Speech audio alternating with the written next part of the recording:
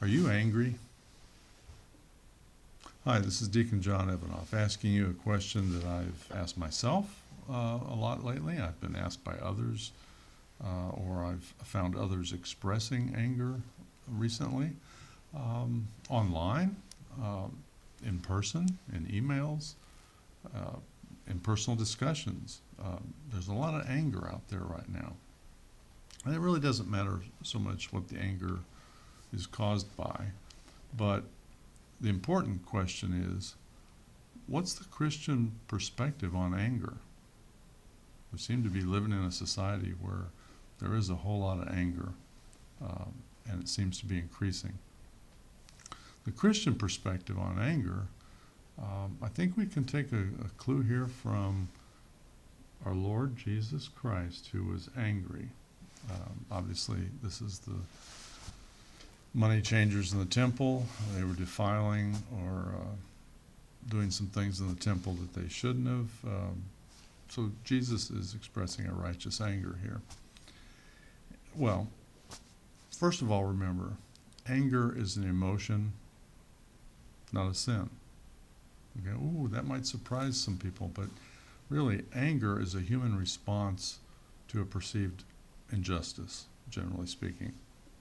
So it's an emotion that just happens. We can't necessarily control the onset of an emotion. So I wouldn't say it's a sin in that case, in that sense.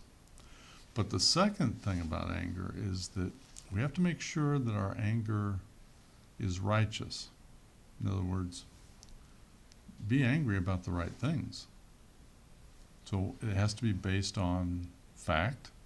How many of us jump to the wrong conclusion and blame the wrong person sometimes for taking an action that they didn't actually take? So first of all, make it factual. The second thing is make it proportionate. Your anger should be proportionate to the injustice. I know we've all gotten angry over little things. We say, well, that little thing set him off. Well, that's because that's not a proportionate response. That's what's being described there. So it has to be factual, it has to be proportionate, and it has to be properly directed.